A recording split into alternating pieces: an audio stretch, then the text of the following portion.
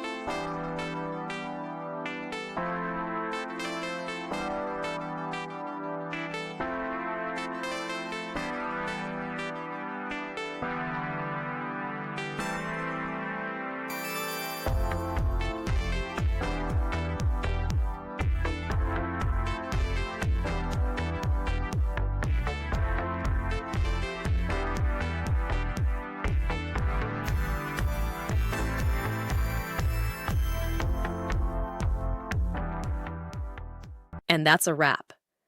I hope you found the answer you were looking for.